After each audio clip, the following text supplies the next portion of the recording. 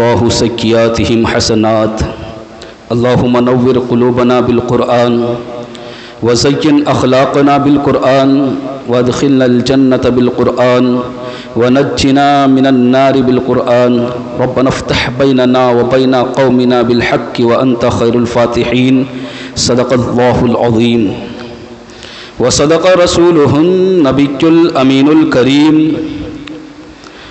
ونحن على ذلك لمن الشاهدين والشاكرين والحمد لله رب العالمین۔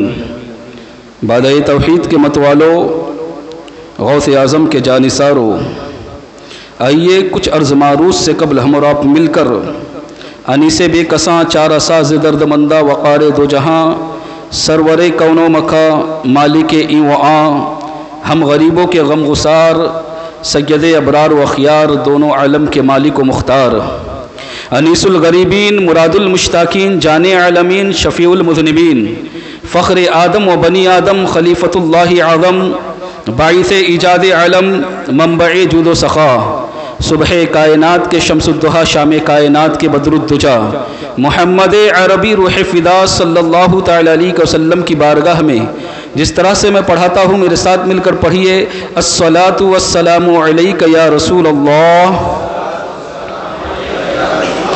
الصلاۃ والسلام علیک یا حبیب اللہ، الصلاۃ والسلام علیک یا نبی اللہ صلی اللہ تعالی علیہ وسلم۔ برادران ملت اسلامیہ، ہمارے حالات اور ہمارے ماحول کو دیکھ کر مجدد دین و ملت الشاہ امام احمد رضا خاں فاضل بریلوی کہتے ہیں کہ دن لہو میں کھونا تجھے، شب صبح تک سونا تجھے، دن لہو میں کھونا تجھے، شب صبح تک سونا تجھے، شرم نبی خوف خدا یہ بھی نہیں وہ بھی نہیں، شرم نبی خوف خدا یہ بھی نہیں وہ بھی نہیں، اور رزق خدا کھایا کیا فرمان حق تعالی کیا، رزق خدا کھایا کیا فرمان حق تعالی کیا، شکر کرم ترس سزا یہ بھی نہیں وہ بھی نہیں۔ برادران ملت اسلامیہ، یہ آج ہماری قوم کا حال ہے، اللہ کا رزق ہم کھاتے ہیں لیکن اس کے باوجود بھی نہ اللہ کے رزق کا شکر ادا کرنا ہمارے پاس ہے، اور نہ ہی اس کا رزق کھاتے ہیں تو اس بات کا ڈر ہے کہ کل قیامت کے دن ہم کیا جواب دیں گے، ہمارے پاس کیا جواب ہوگا۔ اس نے ہمیں رزق دیا، اس نے ہمیں صحت دی، اس نے ہمیں تندرستی دی، اللہ نے ہم کو سلامت رکھا، اللہ تبارک و تعالیٰ نے ہمارے بازوؤں کو سلامت رکھا، ہمارے جسم کو سلامت رکھا، ہم صحیح سالم ہیں، کل قیامت کے دن ہم کیا جواب دیں گے؟ اس کی کوئی فکر نہیں ہے، اس کا کوئی ڈر نہیں ہے، اس کا کوئی خوف نہیں ہے۔ برادران ملت اسلامیہ، اللہ تبارک و تعالیٰ نے آج ہمیں وہ رات عطا فرمائی ہے کہ اگر انسان سے غلطی ہو جائے، انسان اپنے رب کو بھول جائے، انسان اللہ تبارک و تعالیٰ کو بھول جائے اور نہ اس کی نافرمانی کرے، گناہ کرے، تو پھر گناہ سے پھر اس کی طرف لوٹنا ہے، گناہ سے رجوع کرنا ہے، توبہ کرنا ہے اور رب کی بارگاہ میں معافی مانگنا ہے، رب کی بارگاہ میں گریزاری کرنا ہے اور اس کو منانے کی کوشش کرنا ہے۔ اللہ تبارک و تعالیٰ نے آج کی رات ہمیں اس لیے عطا فرمائی ہے۔ برادران ملت اسلامیہ، یہ رات کوئی عام رات نہیں ہے۔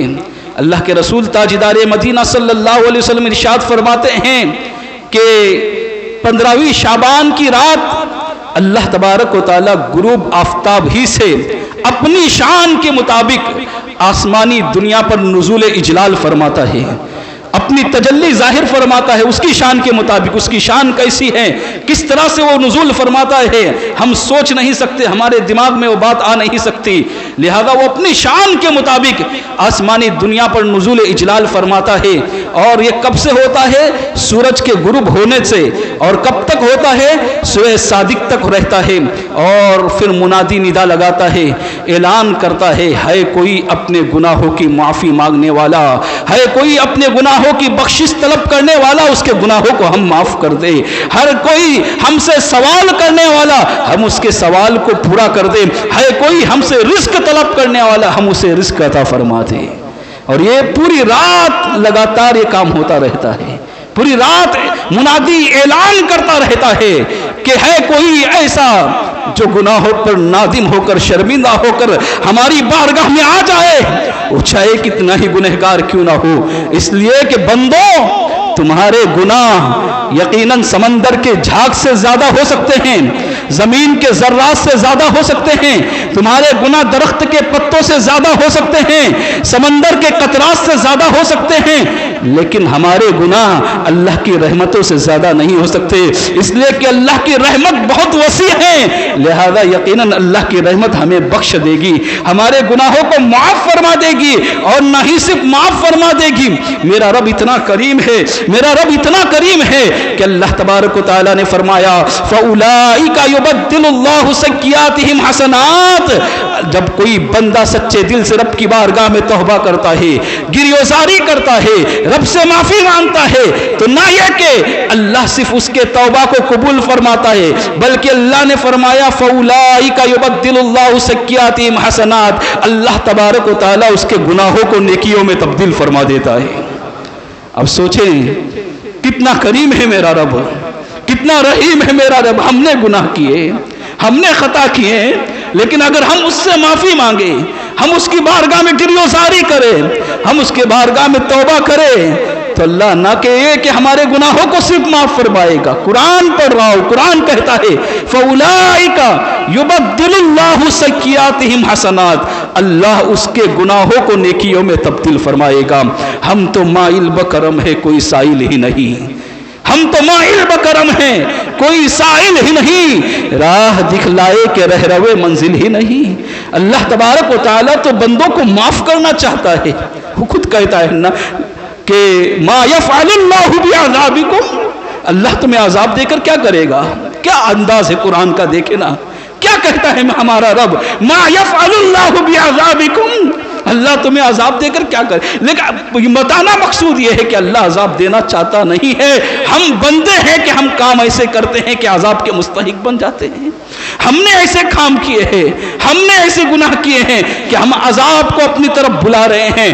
رب کہہ رہا ہے میں عذاب دے کر تم کو کیا کروں گا، میں تو 70 ماؤں سے زیادہ پیار کرتا ہوں تم سے، میں تو تمہارے گناہوں کو نیکیوں میں تبدیل کر دیتا ہوں، لیکن تم آؤ تو صحیح، رجوع تو کرو، اللہ کی بارگاہ میں لوٹ کر تو آؤ۔ لیکن نہیں مسلمانوں، ہم دنیا کے اندر ایسے مشغول ہو گئے ہیں، دنیا کی طلب میں، دنیا کی چاہ میں اور دنیا کی لالچ میں ہم نے ایسے اپنے آپ کو مشغول کر دیا ہے، ایسے مصروف کر دیا ہے کہ ہم اللہ کی طرف رجوع کرنے کے لیے تیار نہیں ہیں، اللہ کی طرف لوٹنے کے لیے تیار نہیں ہے۔ برادران ملت اسلامیہ، اللہ تبارک و تعالیٰ نے جو فرمایا، میں نے حدیث جو بیان کیا کہ آج کی رات اللہ تبارک و تعالیٰ آسمانی دنیا پر نزول اجلال فرماتا ہے، یہ آج کی رات پوری رات خاص ہے، اور ایک روایت میں آتا ہے کہ ہر رات اللہ تبارک و تعالیٰ آخری پہر نزول اجلال فرماتا ہے، لیکن اس وقت تو ہم سوئے رہتے ہیں، یا پھر ہم گناہوں میں ملوث رہتے ہیں،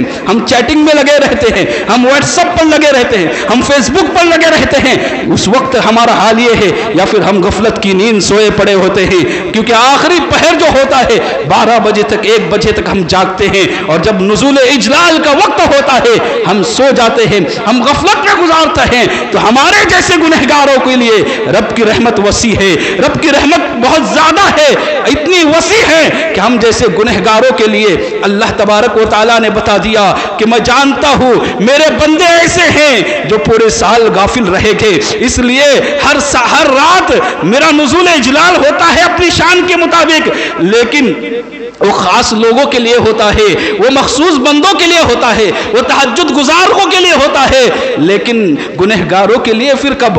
تو گنہگاروں کے اللہ تبارک و تعالیٰ نے آج کی رات عطا فرما دی ہے، لیکن ہم ہیں کہ آج کی رات میں بھی بندگی کرنے تیار نہیں ہیں، ہم ہیں کہ آج کی رات بھی اللہ کی عبادت کرنے تیار نہیں ہے، آج کی رات بھی ہم اللہ کی طرف رجوع کرنے کے لیے تیار نہیں ہیں۔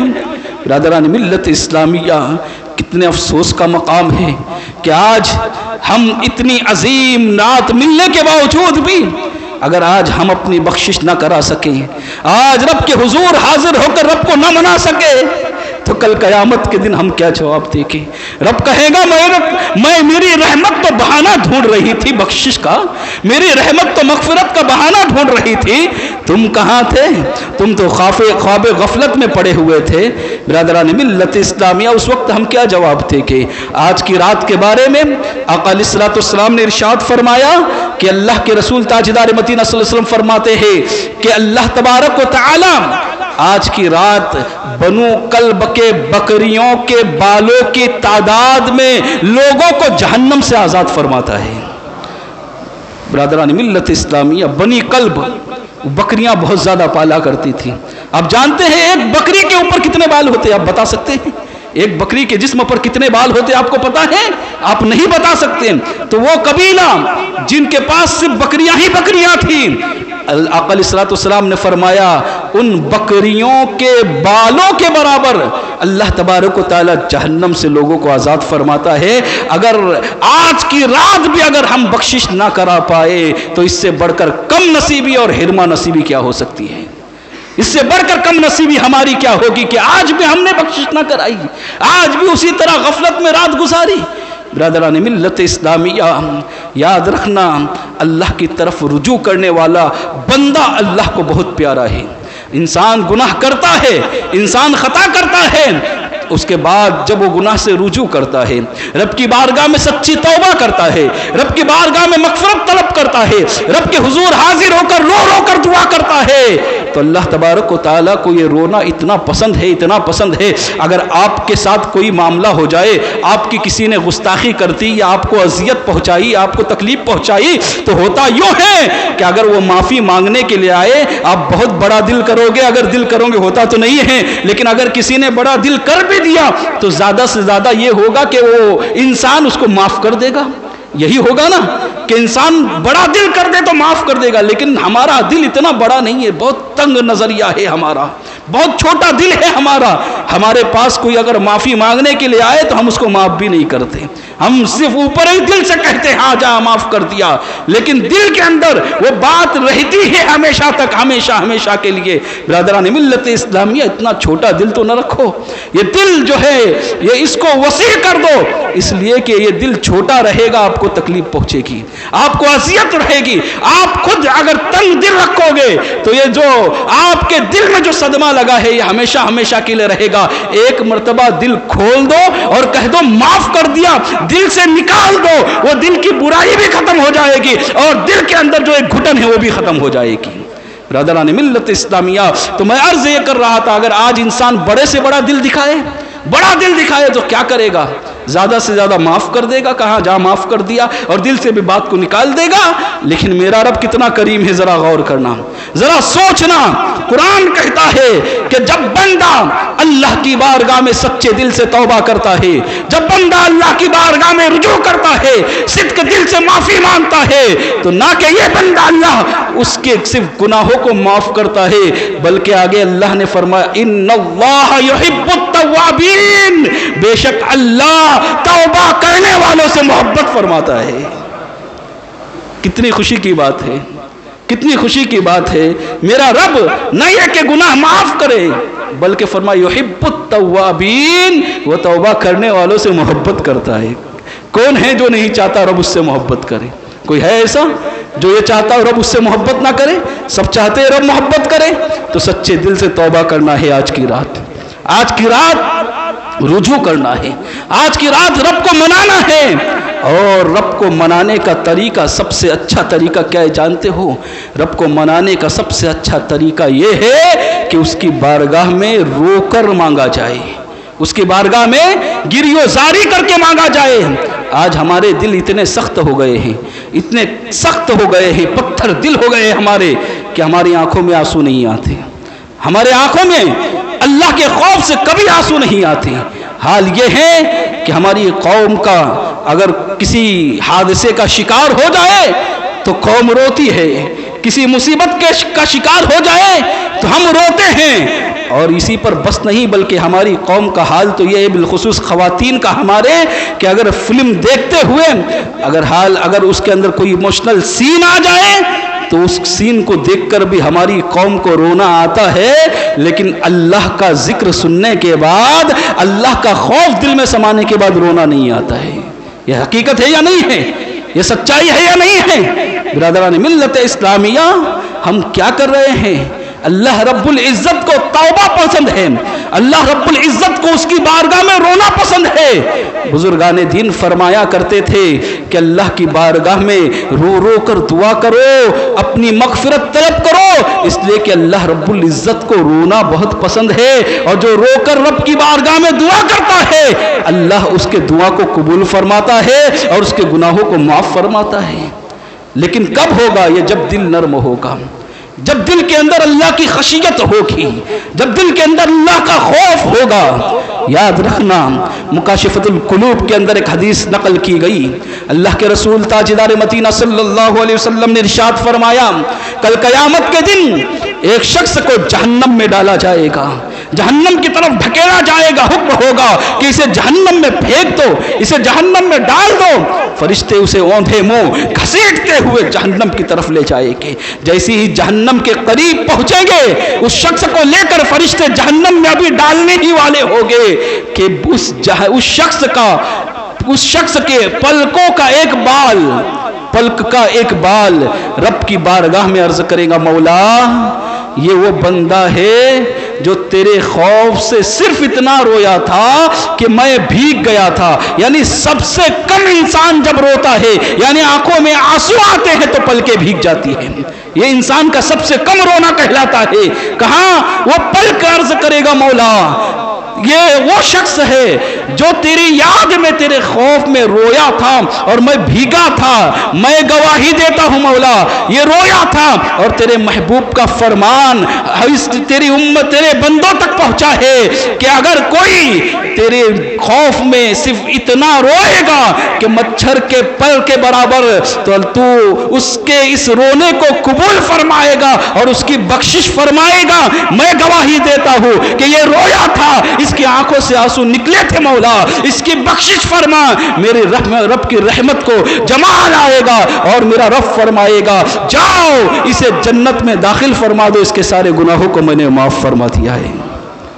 برادران ملت اسلامیہ، رب کو رونا کتنا پسند ہے، گری وزاری رب کو کتنی پسند ہے، رب کے حضور حاضر ہو کر رجوع کر کے اپنے گناہوں سے نادم ہو کر سچے دل سے توبہ کرنا رب کو کتنا پسند ہے۔ لیکن یاد رکھنا، صرف رونا یہ نہیں کہ ہم نے سوچا کہ اللہ کی بارگاہ میں روئیں گے اور پھر وہی گناہ کریں گے، نہیں، بلکہ رونے کا مطلب یہ ہے کہ اپنے گناہوں کو یاد کرو، دن بھر کے گناہوں کو یاد کرو، سال بھر کے گناہوں کو یاد کرو، سوچو کہ میں نے کیا کیا گناہ کیا ہے، میں کن کن جرموں کا میں نے ارتکاب کیا ہے، کن کن گناہوں کو میں نے کیا ہے، پورے دن میں کون کون سے گناہ روز کرتا ہوں، کہ میں نماز پنجگانہ پڑھتا ہوں، یہ بھی چھوڑنا نمازوں کو یہ بھی گناہ ہے۔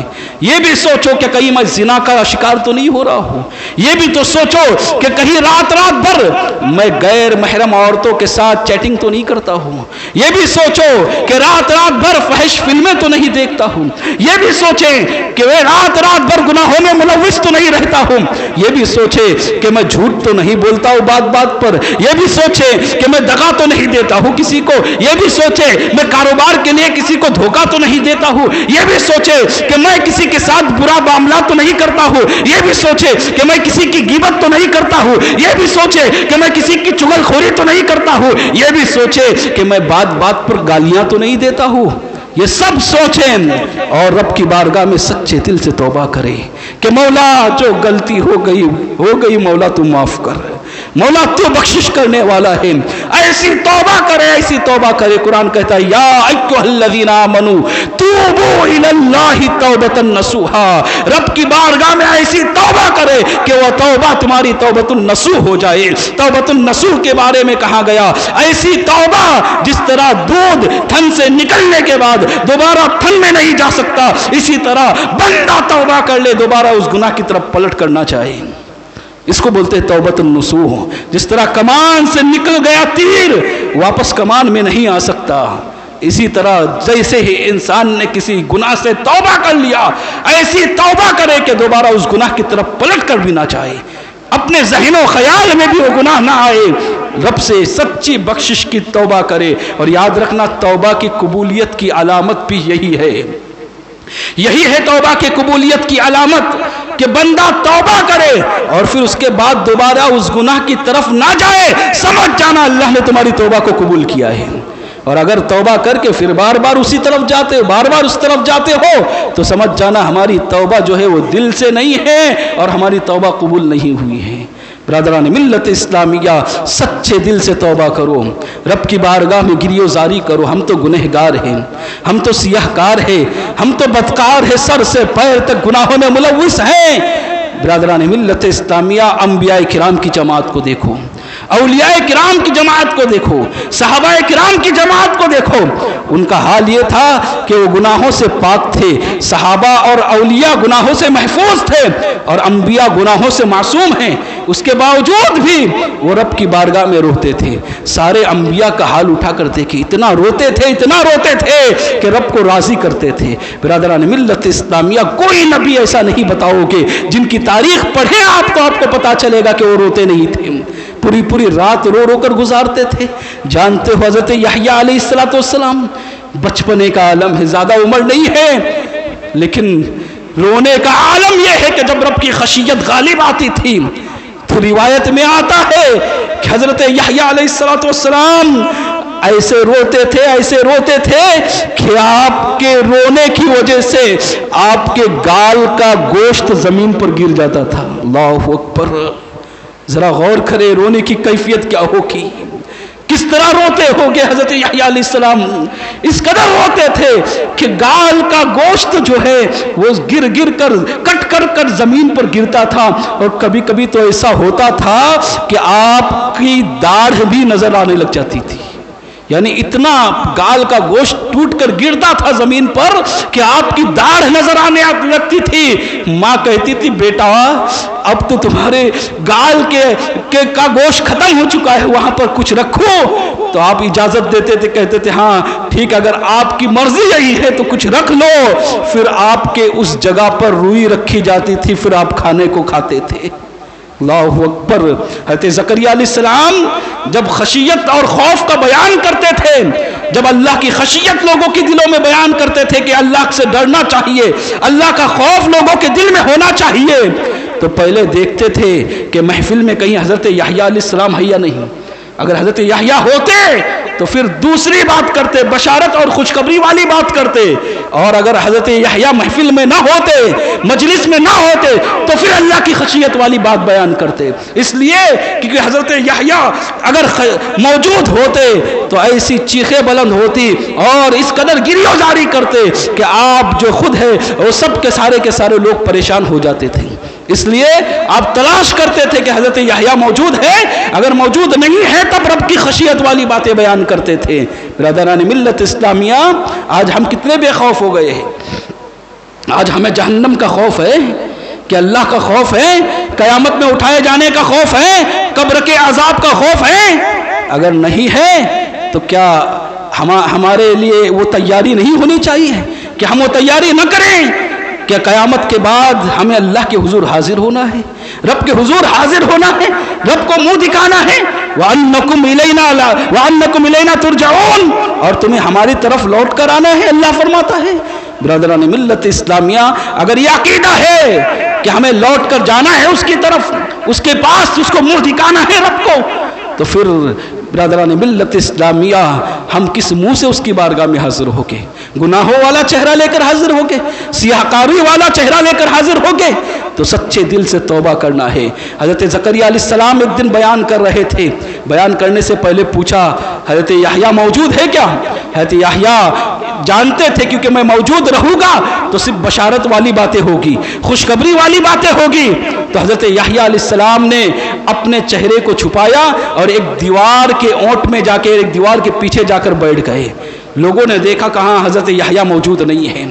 اب حضرت زکریا علیہ السلام نے خشیت والی باتیں بیان کرنا شروع کی اور کہا کہ ابھی حضرت جبرائیل میرے پاس آئے تھے، انہوں نے فرمایا، انہوں نے کہا کہ جہنم کی وادی بڑی سخت ہے، اس میں ایک وادی ہے، جہنم کی وادی میں، جہنم کے اندر ایک وادی ہے جس کا نام سکوان ہے، وہ بہت خطرناک وادی ہے، سکوان نام کی وادی، اور پھر سکوان نام کی وادی میں ایک اور وادی ہے، ایک پہاڑ ہے جس کا نام غضبان ہے۔ اللہ اکبر، اتنا سننا تھا کہ اس غضبان وادی کے بارے میں فرمایا کہ ہر اس شخص کو جہنم کے اس وادی میں ڈالا جائے گا جو رب کی خشیت میں روتا نہیں ہے، یعنی جس نے اللہ کے خوف میں رویا نہیں، ہر شخص کو اس میں ڈالا جائے گا۔ اتنا سننا تھا کہ حضرت یحییٰ علیہ السلام کی چیخیں بلند ہو گئی، گریزاری کرنے لگے، رونے لگے، خوب چلا چلا کر رو رہے ہیں کہ اللہ ہے افسوس کہ مجھے غضبان میں ڈالا جائے گا، رو رہے ہیں، گریزاری کر رہے ہیں۔ وہ حضرت یحییٰ، ذرا غور کرے، وہ جن کو جو روتے تھے اللہ کی خشیت میں، گال کا گوشت گر کر نیچے گرتا تھا، وہ گریزاری کرتے ہیں یہاں تک کہ بے ہوش ہو کر زمین پر گر پڑتے ہیں۔ تھوڑی دیر کے بعد کچھ افاقہ ہوتا ہے تو پھر ہوتا یوں ہے کہ پھر اٹھتے ہیں اور پھر چلا چلا کر گریزاری کرنے لگتے ہیں، اپنے کپڑوں کو پھاڑ دیتے ہیں اور جنگل کا رخ کر لیتے ہیں، بھاگتے ہیں جنگل کی طرف۔ حضرت یحییٰ علیہ السلام جیسے جنگل کی طرف گیا، حضرت زکریا نے ان کا پیچھا کیا، ان کے پیچھے پیچھے دوڑے، لیکن حضرت یحییٰ علیہ السلام جنگل میں کہاں روپوش ہو گئے، کہاں غائب ہوئے پتہ نہ چلا۔ اب حضرت زکریا ڈھونڈ کر تلاش کر کے جب تھک گئے اور اتنا تلاش کیا کہ آپ خود بے ہوش ہو کر زمین پر گر گئے۔ جب حضرت زکریا علیہ السلام زمین پر گر گئے، آپ کو اٹھایا گیا اور 4 لوگوں نے آپ کو اپنے گھر پر لایا۔ جب حضرت زکریا علیہ السلام کی بیوی نے پوچھا کیا ہوا ان کو، تو سارا ماجرا بیان کیا، کہا حضرت یحییٰ کی تلاش میں نکلے تھے۔ اب ان کی والدہ، حضرت یحییٰ کی والدہ اسی وقت فوراً اٹھی اور اپنی لاٹھی کو لیا اور حضرت یحییٰ کی تلاش میں نکل گئی۔ یحییٰ کو تلاش کرتے رہی، کرتے کرتے 1 دن گزر گیا، 2 دن گزر گئے، 3 دن گزر گئے، حضرت یحییٰ کا کوئی پتہ نہیں چلا۔ جب تیسرا دن آخری وقت پر تھا تو اس وقت کچھ چرواہے بکریاں چرا رہے تھے، حضرت یحییٰ کی والدہ کا گزر ان کے قریب سے ہوا۔ پوچھا حضرت یحییٰ کی والدہ نے کہ تم نے میرے بیٹے کو دیکھا ہے، ایسا رنگ کا ہے کہ اس کو دیکھا ہے؟ ان چرواہوں نے کہا کہ ہم نہیں جانتے آپ کس کی بات کر رہے ہیں، ہاں ایک بچہ ہے۔ حضرت یحییٰ کی عمر زیادہ نہیں تھی اس وقت، کہا ایک بچہ ہے جو اس پہاڑ کے اوپر 3 دن سے رو رہا ہے اور ایک ہی جملہ کہہ رہا ہے، اور جملہ یہ ہے افسوس مجھے سکوان میں ڈالا جائے گا، ہے افسوس جو ہے میں غضبان سے کیسے بچوں گا، جہنم کی آگ بڑی سخت ہے، ایک ہی جملہ کہہ رہا ہے، یہی 3 جملے کہہ رہا ہے۔ ان کی والدہ سمجھ جاتی ہے میرے بیٹے کے علاوہ اور کوئی نہیں ہے، یہ حضرت یحییٰ علیہ السلام ہی ہیں۔ فوراً کہتی ہیں کہ مجھے بتاؤ، فوراً ان کو بتایا جاتا ہے فلاں پہاڑ پر جاؤ، سامنے وہاں پر ان کی والدہ پہنچتی ہے۔ جیسے ہی حضرت یحییٰ دیکھتے ہیں ان کو ایسا لگتا ہے شاید ملک الموت آ گئے، گریزاری اور بڑھتی ہے رب کی بارگاہ میں، توبہ استغفار کرتے ہیں، آنکھوں سے آنسو کی قطرات بہ رہے ہیں۔ برادران ملت اسلامیہ، ان کی والدہ کہتی ہیں کہ میں ہوں بیٹا اٹھو، اٹھنے کے لیے تیار نہیں ہے، ایک ہی جملہ ہے کہ سکوان سے میں کیسے بچوں گا، غضبان سے میں کیسے بچوں گا۔ اللہ اکبر، اللہ کے نبی ہیں جو گناہوں سے معصوم ہیں، لیکن گریزاری کا یہ عالم ہے، رب کی خشیت اس قدر زیادہ ہے۔ ہم اور آپ کا کیا حال ہے، ہمارا آپ کا کیا حال ہے؟ رونا ہی نہیں آتا ہے، آنسو ہی نہیں نکلتے ہیں۔ برادران ملت اسلامیہ، رب کی خشیت ہے ہی نہیں ہمارے دل میں، رب کا خوف ہے ہی نہیں ہمارے دل میں۔ رب کا خوف اگر دل میں ہوتا تو کیا نمازیں چھوڑتے ہیں؟ رب کا خوف اگر دل میں ہوتا تو دھوکہ دیتے ہیں؟ رب کا خوف اگر دل میں ہوتا تو کسی کو اذیت دیتے، تکلیف پہنچاتے؟ نہیں، یہ سب کچھ اس لیے ہو رہا ہے کیونکہ رب کا خوف نہیں ہے، رب کا خوف ہمارے دل سے نکل گیا ہے۔ اللہ اکبر، حضرت یحییٰ کی والدہ نے کہا کہ بیٹا تجھے اس حق کا واسطہ جو ماں کے اوپر اللہ تبارک و تعالیٰ نے رکھا ہے، اولاد کا حق، اور اس حق کی قسم اٹھائی ہے، اس حق کا واسطہ دے کر کہتی ہو اٹھ جا بیٹا۔ تو پھر حضرت یحییٰ نے سر کو سجدے سے اٹھایا ہے، برادران ملت اسلامیہ پھر ان کو اپنے گھر لے آئی، روٹی تیار کی، گوشت کا سالن تیار کیا اور حضرت یحییٰ علیہ السلام کو پیش کیا۔ حضرت یحییٰ علیہ السلام ماں کی ممتا کے آگے مجبور ہو گئے اور روٹی اور گوشت کو کھا لیا۔ برادران ملت اسلامیہ، ابھی رات ہوئی اور حضرت یحییٰ علیہ السلام اپنے کمرے میں جا کر سوئے تھے کہ سحر کے وقت، صبح صادق کے وقت حضرت جبرائیل علیہ السلام تشریف لائے، اور تشریف لانے کے بعد حضرت یحییٰ کے پیر کو ہلایا اور کہا اے جناب یحییٰ، اللہ آپ کو سلام پیش کرتا ہے۔ سوچو، حضرت یحییٰ کا مقام وہ مقام ہے کہ رب جسے سلام پیش کرے، جب رب جسے سلام بھیجے، ان کا مقام یہ ہے کہ وہ گریوزاری کر رہے ہیں، وہ رو رہے ہیں، ان کے دل میں رب کی خشیت اتنی زیادہ ہے۔ اور ہمارا حال یہ ہے کہ ہم کو سلام تو بہت دور کی بات، ہمارا حال یہ ہے کہ ہم اتنے گنہگار ہیں کہ صحیح معنوں میں قیامت کے دن رب کو منہ بھی نہیں دکھا سکتے۔ یہ ہمارے گناہوں کا عالم ہے، اور اس کے باوجود بھی بے خوف ہے، بے خطر ہے، کچھ پرواہ ہی نہیں ہے، کچھ خوف ہی نہیں ہے کہ قیامت کے دن کیا ہوگا۔ یہ 60 سالہ زندگی، 70 سالہ زندگی کو ہم نے سب کچھ سمجھ رکھا ہے، ہم سمجھتے یہی زندگی ہے، اسی میں جینا ہے اور بس یہ ختم، سب کچھ ختم۔ نہیں مسلمانوں، اگر تم مسلمان ہو تو یہ زندگی تمہاری حقیقی زندگی نہیں ہے، یہ زندگی فانی ہے، اس کے بعد، موت کے بعد جو زندگی وہ حقیقی زندگی ہے۔ اس زندگی کے لیے ہم نے کیا کیا؟ اس زندگی کا پہلا دن جو قیامت کا ہوگا وہ 50,000 سال کے برابر ہوگا۔ کہاں ہو یہ 60 سالہ 70 سالہ زندگی کے لیے ہم نے کیا کیا نہیں کیا؟ کبھی غور کیا آپ نے؟ کبھی غور کیا آپ نے کہ آج سے 100 سال پہلے جو آپ کے دادا پردادا تھے، کہ ان کا نام لوگوں کو معلوم ہے یہاں پر؟ کیا کوئی جانتا تک ہے ان کو یہاں پر؟ آپ کے پردادا کو کوئی جانتا ہے آج یہاں پر؟ کوئی ان کا نام لینے والا موجود ہے یہاں پر؟ اللہ اکبر، ایسے آئے اور ایسے چلے گئے جیسے آئے ہی نہیں تھی اس دنیا میں۔ اور یاد رکھنا 100 سال کے بعد ہمارا بھی وہی حال ہوگا، ہم بھی اسی طرح قبر کے اندر جائیں گے۔ ایسا محسوس ہوگا جو 100 سال کے بعد ہماری نسل ہوگی، ایسا محسوس ہوگا ان کو کہ شاید ہمارے باپ دادا بھی دنیا میں کبھی آئے ہی نہیں تھے، نہ ہمارے نام کی فاتحہ ہوگی، زیادہ سے زیادہ پوتا دادا تک فاتحہ پڑھتا ہے، اس کے بعد پھر آگے کا نام ہی یاد نہیں رہتا، پردادا کا نام کیا، اس کے ابا کا نام کیا، نام ہی معلوم نہیں ہے، اپنے سگے پر پوتے کو پردادا کا نام معلوم نہیں ہے۔ یہ حال ہے ہمارا۔ برادران ملت اسلامیہ، تو یاد رکھنا اس زندگی کو سب کچھ مت سمجھنا، اس زندگی کو ہر کچھ نہ سمجھنا، اس لیے کہ مومن کی اصل زندگی مرنے کے بعد شروع ہوتی ہے۔ مومن کی حقیقی زندگی، مسلمان کی حقیقی زندگی جو ہے، یہ تو امتحان گاہ ہے۔ ہم کو اللہ تبارک و تعالیٰ نے اس دنیا میں امتحان کے لیے بھیجا ہے۔ خود کہا نا اللہ نے، الذی خلق الموت والحیات لیبلوکم ایکم احسن عملا۔ اللہ نے موت اور زندگی کو اس لیے پیدا فرمایا تاکہ جانچے کون اچھے اعمال کرتا ہے۔ یعنی آج اگر آپ کہیں، آپ سے کہوں میں، تو یہ غلط نہ ہوگا کہ آپ کی زندگی کا ہر لمحہ امتحان میں گزر رہا ہے۔ آپ چل رہے ہو، امتحان ہو رہا ہے، آپ بات کر رہے ہو، امتحان ہو رہا ہے، آپ بات سن رہے ہو، امتحان ہو رہا ہے، آپ نماز پڑھ رہے ہو، امتحان ہو رہا ہے، آپ کسی سے ویوہار کر رہے ہو، امتحان ہو رہا ہے، آپ کھا رہے ہو، امتحان ہو رہا ہے، آپ پی رہے ہو، امتحان ہو رہا ہے، آپ چل رہے ہو، امتحان ہو رہا ہے، آپ کی زندگی کا ایک ایک لمحہ گزر رہا ہے، لیکن امتحان ہو رہا ہے۔ ما یلفظ من قول الا لدیہ رقیب عتید، قرآن کہتا ہے جو کچھ تم کہتے ہو سب لکھا جاتا ہے۔ رقیب عتید موجود ہے، کرامن کاتبین جسے کہا جاتا ہے موجود، ہر لفظ کو لکھا جا رہا ہے، جو کچھ ہم بولتے ہیں، جو کچھ ہم کرتے ہیں، سب کچھ لکھا جا رہا ہے۔ برادران ملت اسلامیہ، تو کیا اس دن کی فکر نہیں کرنی ہے ہمیں؟ کہ اس دن کے خوف نہیں رکھنا ہے ہمیں؟ اس دن کے بارے میں نہیں سوچنا ہے؟ اگر سوچنا ہے تو آج کی رات عطا کی گئی ہے۔ عرض یہ کر رہا تھا، حضرت جبرائیل علیہ السلام آئے اور آنے کے بعد حضرت یحییٰ کو جگایا اور کہا کہ یحییٰ، جناب یحییٰ، اللہ نے سلام بھیجا ہے آپ کو۔ اور کیونکہ رات بھر سوئے تھے نا، رات بھر سوئے تھے، تو اللہ فرماتا ہے کہ یحییٰ، حضرت جبرائیل کہتے ہیں کہ اللہ نے کہا ہے کہ یحییٰ، تمہیں کوئی اور دوسرا در مل گیا ہے جو بے خوف ہو کر سو گئے ہو؟ اللہ اکبر۔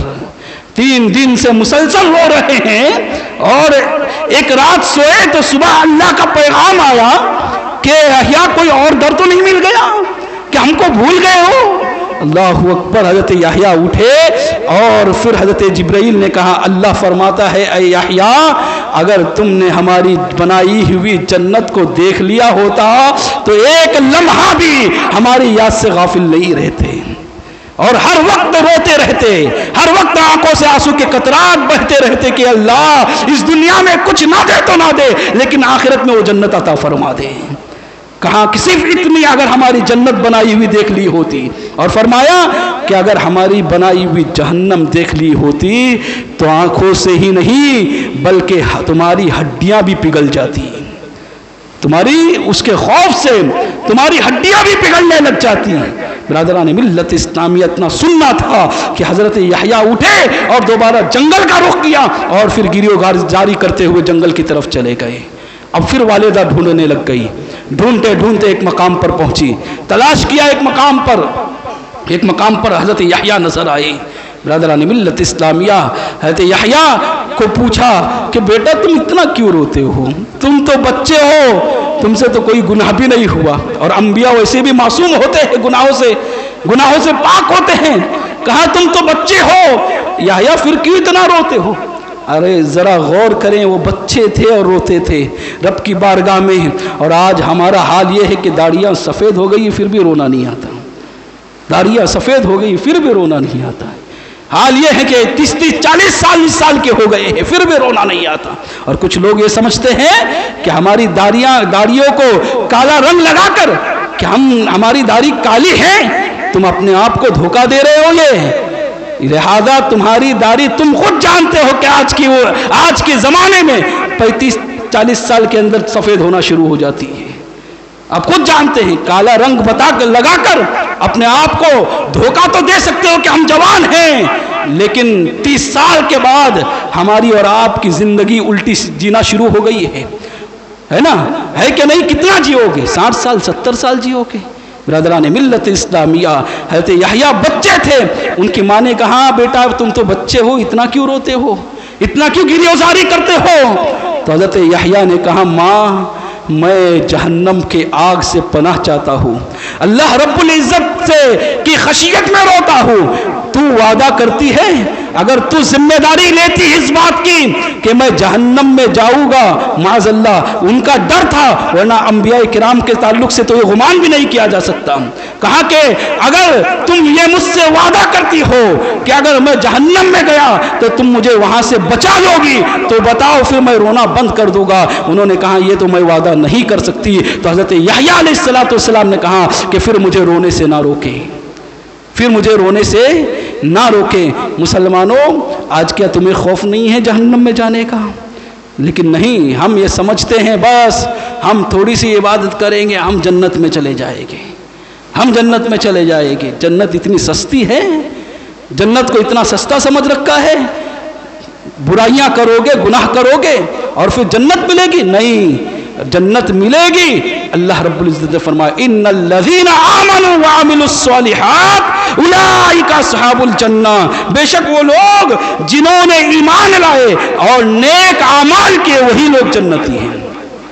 برادران ملت اسلامیہ نیک اعمال جنہوں نے کیا وہی جنتی ہے. قرآن کہہ رہا ہے جنتی وہی ہے جو نیک اعمال کرتے ہیں, جو اچھے اعمال کرتے ہیں, جو برائیوں سے بچتے ہیں, جو گناہوں سے بچتے ہیں, جو کسی کو اذیت نہیں دیتے, جو کسی کو تکلیف نہیں دیتے. برادران ملت اسلامیہ آج یہ رات آئی ہے, مغفرت والی رات ہے, بخشش والی رات ہے. رب اعلان کر رہا ہے کوئی مجھ سے بخشش طلب کرنے والا اس کی بخشش کر دوں, ہے کوئی گناہوں سے معافی مانگنے والا اس کے گناہوں کو معاف کر دوں. ہم تو مائل بکرم ہے, کوئی سائل نہیں. اگر ہم ہی معاف نہ کرا لے اپنے گناہوں کو, اگر ہم ہی اس کے بارگاہ میں روئے نہیں, اگر ہم ہی گریوزاری کرتے ہوئے اس کو منائے نہیں, تو پھر یہ ہماری کم نصیبی ہے. برادران ملت اسلامیہ آج کی رات بنی کلب کے بکریوں کے بالوں کے تعداد میں اللہ تبارک و تعالی جہنمی کو جہنم سے آزاد فرماتا ہے. لیکن آقا علیہ الصلوۃ والسلام نے فرمایا 6 ایسے لوگ ہیں جن کی بخشش آج کی رات بھی نہیں ہوتی. اللہ اکبر. 6 ایسے اشخاص ہیں جن کی بخشش آج کی رات بھی نہیں ہوتی. آج کی رات بھی اللہ ایسے لوگوں کو معاف نہیں فرماتا. जानते हो सबसे पहला कौन? उन 6 लोगों में सबसे पहला जिसका जिक्र आता है वो शिर्क करने वाला, मुशरिक, जो अल्लाह के साथ किसी को शरीक करता है, जो अल्लाह के साथ किसी को शरीक करता है, अल्लाह तबारक व तआला आज की रात भी उसकी तौबा कबूल नहीं फरमाता। बिरादरान मिल्लत इस्लामिया, लेकिन यहाँ पर वाज़ेह करना चाहूँगा बात, गौर से सुनना, क्योंकि आजकल हाल ये है कि एक जमात ऐसी खड़ी हुई है जो हर मामले को शिर्क शिर्क बताती है। हर बात को आपने फातिहा दी, कहाँ शिर्क हो गया। आप मज़ार पर गए, कहाँ शिर्क हो गया। आपने ईद मिलादुन नबी मनाया, कहते शिर्क हो गया।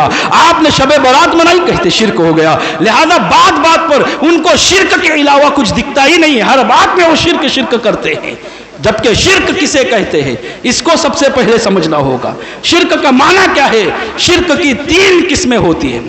शिर्क 3 तरह का होता है। सबसे पहले शिर्क फिल इबादा, यानी बंदगी में, इबादत में शिर्क हो, यानी किसी को अल्लाह समझकर, किसी को माबूद समझकर सजदा किया जाए, उसकी इबादत की जाए। तो अगर अल्लाह के अलावा किसी को माबूद समझकर उसकी इबादत करेंगे तो शिर्क फिल इबादा होगा। शिर्क फिल इबादा होगा, यानी अल्लाह के अलावा, जैसे आजकल ईसाइयों का जो आज का अकीदा है कि 3 अल्लाह है, 3 खुदा है। हज़रत ईसा अलैहिस्सलाम को भी अल्लाह मानते हैं, हज़रत मरियम को भी अल्लाह मानते हैं, लिहाजा वो 3 खुदा के कायल हैं। इस तरह इसी को शिर्क कहा जाता है, यानी 3 अल्लाह को इस तरह से मानना कि उसकी इबादत की जाए, इसको शिर्क फिल इबादा कहते हैं। और दूसरा होता है शिर्क फिल ज़ात, यानी अल्लाह की ज़ात में किसी को शरीक किया जाए, अल्लाह की ज़ात में किसी को शरीक किया जाए। जैसे आम लफ्ज़ में कह दो, कोई 2 खुदा को मान ले या 1 से ज़ायद खुदा को मानता है, इसको शिर्क कहा जाता है। कोई है मुसलमान जो इस पर अमल करता है? एक मुसलमान बताओ मुझे, है कोई ऐसा मुसलमान? बोलो ना, है कोई ऐसा मुसलमान? आपने देखा है जो मुसलमान है और अल्लाह के अलावा किसी और को खुदा मानता है? आपने देखा है कि ऐसा मुसलमान जो अल्लाह के अलावा किसी और की भी इबादत करता है? तो ये 2 किस्म शिर्क की हो गई। और तीसरी किस्म शिर्क फिल सिफात, यानी अल्लाह की सिफत में किसी को शिर्क करता है। अब इसके 2 किस्में हैं। अब इसके 2 किस्में, सिफाती शिर्क के 2 किस्में हैं। एक तो ये कि वो ये माने कि बंदे के अंदर जो सिफत है ये जाती तौर पर है तो शिर्क होगा, और अगर ये माने कि ये जो सिफत बंदे के अंदर है ये अल्लाह की अता से है तो फिर शिर्क नहीं होगा। समझ में आई बात? अगर किसी बंदे के अंदर कोई सिफत मानी जाए और ये अकीदा है कि अल्लाह की अता से है तो शिर्क नहीं होगा। हाँ, अगर ये माने कि अल्लाह की अता से नहीं बल्कि अपनी जाती है तो फिर शिर्क होगा। बिरादरान मिल्लत इस्लामिया, इसको मैं कुरान अजीम की चंद मिसालों से आपके सामने पेश करके ताकि वाज़ेह कर दूं, ताकि आपके जहन में बात वाज़ेह हो जाए कि बात बात पर किसी को शिर्क का इल्ज़ाम नहीं लगाना चाहिए, हर किसी को मुशरिक और शिर्क नहीं कहना चाहिए। बिरादरान मिल्लत इस्लामिया, कुरान अजीम कहता है इन्ना औलन नासी इन्नल्लाह बिन्नासी लरऊफुर रहीम, बेशक अल्लाह लोगों पर रऊफ और रहीम है।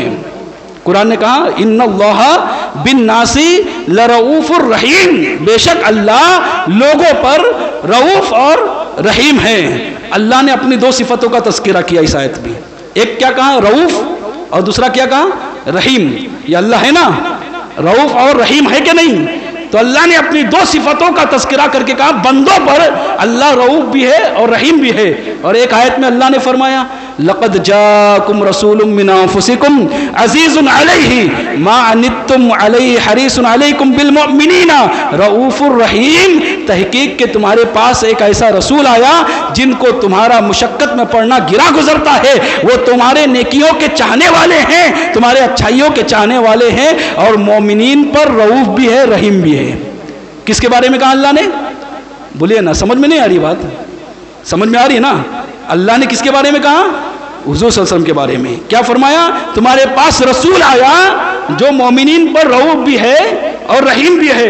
पहली आयत में अल्लाह ने कहा अल्लाह लोगों पर रऊफ और रहीम है, और अब इस आयत में कहा अल्लाह के रसूल लोगों मोमिनीन पर रऊफ और रहीम है।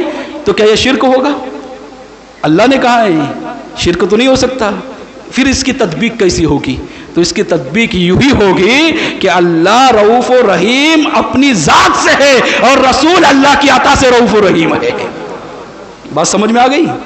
اگر یہ عقیدہ مان لیا جائے کہ اللہ اپنی ذات سے رؤوف الرحیم ہے اور رسول عطا سے رؤوف الرحیم ہے تو شرک نہیں ہوگا۔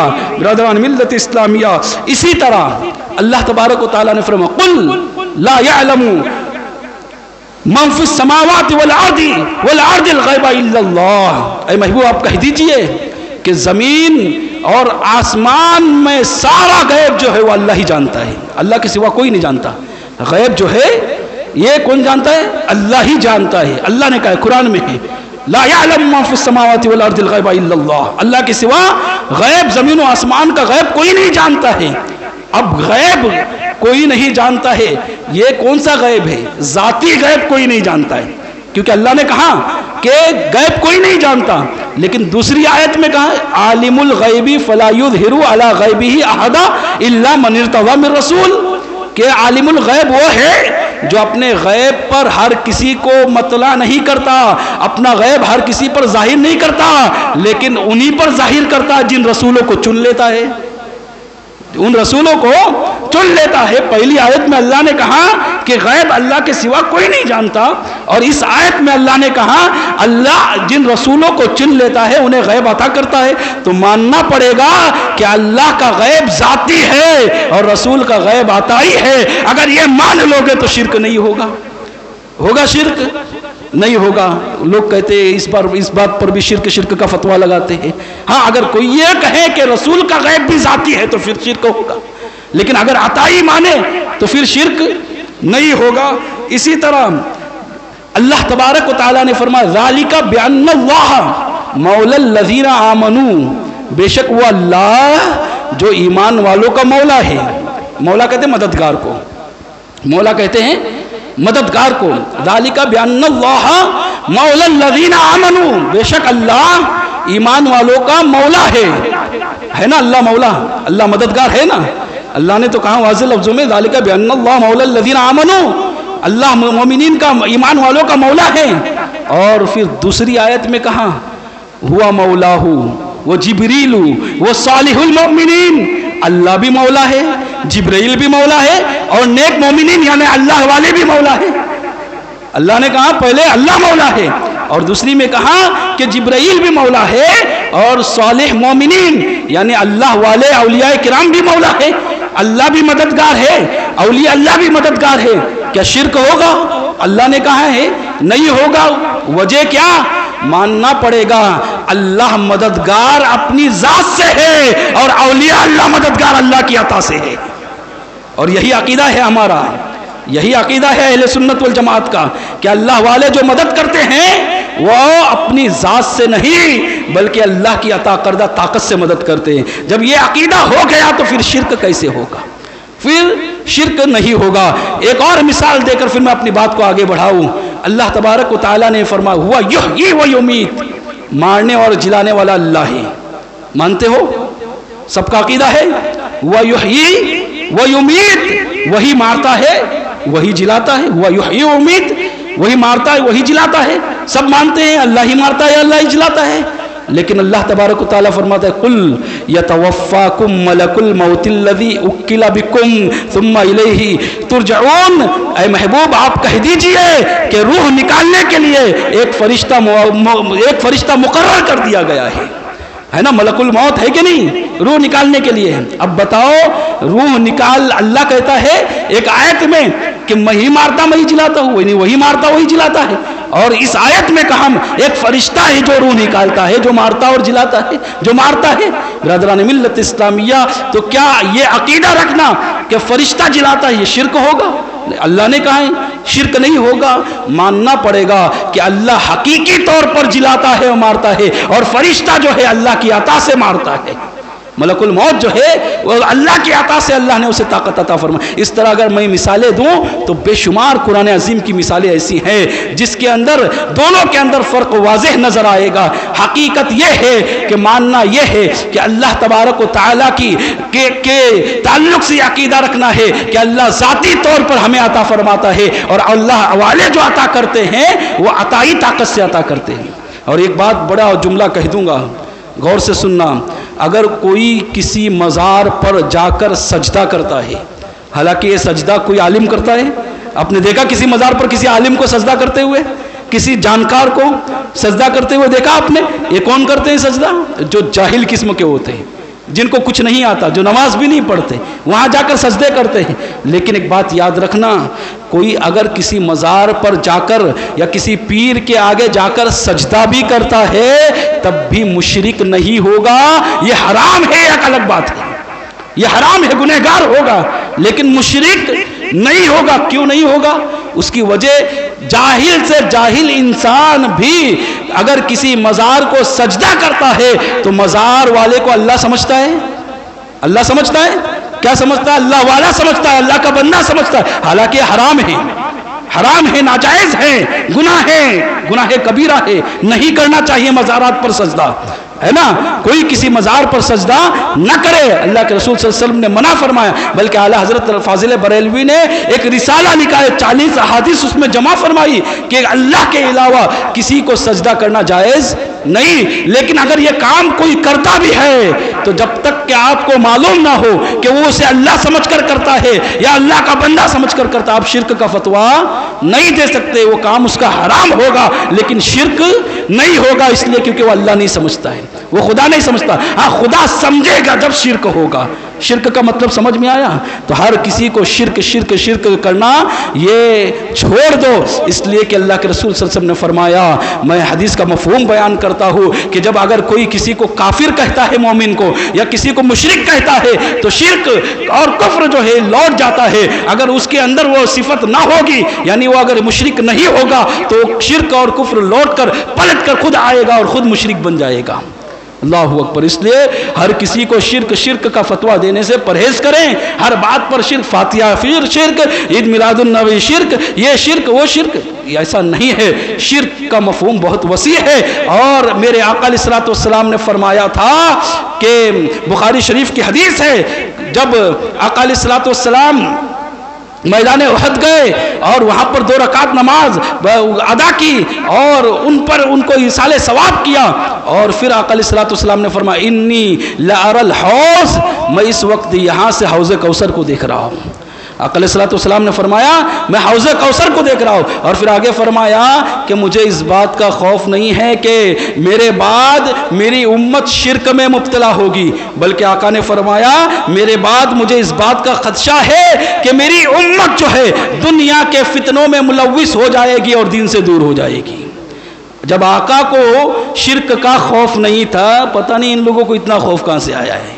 ہر بات کو شرک، ہر بات کو شرک سے اتنا ڈرا کے رکھا ہے کہ ایک عام آدمی بھی جس کو شرک کا تلفظ بھی نہیں آتا شرک کرتا ہے، شرک ہو گیا، شرک کا تلفظ بولتے نہیں آتا ہے، اس کو بھی اتنا گھبرا کر اور اتنا ڈرا کر رکھا ہے کہ بات بات پر شرک کرتا ہے۔ برادران ملت اسلامیہ، تو آقا علیہ الصلوۃ والسلام نے فرمایا آج کی رات سب کی بخشش ہوگی لیکن شرک کرنے والے کی مغفرت نہیں ہوگی۔ لیکن یاد رکھنا، یہ سب باتیں میں نے بیان کیا، اس کا یہ مطلب نہیں کہ ہمارے کچھ لوگ شرک میں مبتلا نہیں ہیں، ہمارے بھی لوگ ہیں شرک میں مبتلا ہے۔ آج دنیاوی تھوڑا سا عہدہ کیا مل جائے، گاؤں کا سرپنچ ہی کیا بن جاؤ، کسی کے خاص نہیں کرتا ہوں، اللہ کہہ رہا ہوں، بات آئی ہے کہہ رہا ہوں، کسی کی طرف دھیان، مسجد میں بیٹھا ہوں، اصلاح کرنا میرا کام ہے۔ اگر ہم اصلاح نہیں کریں گے تو کون اصلاح کرے گا؟ کسی کے اوپر خاص، سب کا وہی حال ہے، چاہے اس گاؤں کا لو، چاہے بازو والے گاؤں کا لو، کہیں کے بھی گاؤں کا لو، سب کا وہی حال ہے۔ اگر تھوڑا سا عہدہ کیا مل جائے تو جا کر پھر بتوں کے آگے جا کر جھکتے ہیں، بتوں کے آگے جا کے کھڑے رہتے ہیں، اور بے شرمی کی حد ہے کہ وہ اس پر بھی شرم نہیں آتی، اتنا برا کام کیا وہاں پر جا کر جھکے، اس پر بھی بس نہیں تھا تو بے شرمی کی حد ساری پار کر دی، لوگوں کو کہتے فوٹو نکالو اور اس پر اسٹیٹس رکھتے ہو۔ تھوڑی سی شرم و حیا باقی ہے یا نہیں ہے؟ کیا کر رہے ہو؟ اللہ کے ساتھ کس کو شریک کر رہے ہو؟ اللہ کے ساتھ کس کو شریک ٹھہرا رہے ہو؟ لہذا سارے اعمال اکارت ہو جائے گے۔ ان اللہ لا یغفر ان یشرک بہ، اللہ کہتا ہے کہ شرک کو اللہ تبارک و تعالیٰ کبھی معاف نہیں فرمائے گا۔ برادران ملت اسلامیہ، ہرگز نہیں اگر میری باتیں پہنچ رہی ہیں اور انشاءاللہ آج نہیں تو کل پہنچے گی ویڈیو کے ذریعے، کل نہیں تو کبھی پہنچے گی، لہذا ان تمام باتوں سے پرہیز کرے، اس لیے کہ یہ دنیا ختم ہو جائے گی، یہ دنیا فانی ہے، دنیا سب کچھ ختم ہونے والی ہے۔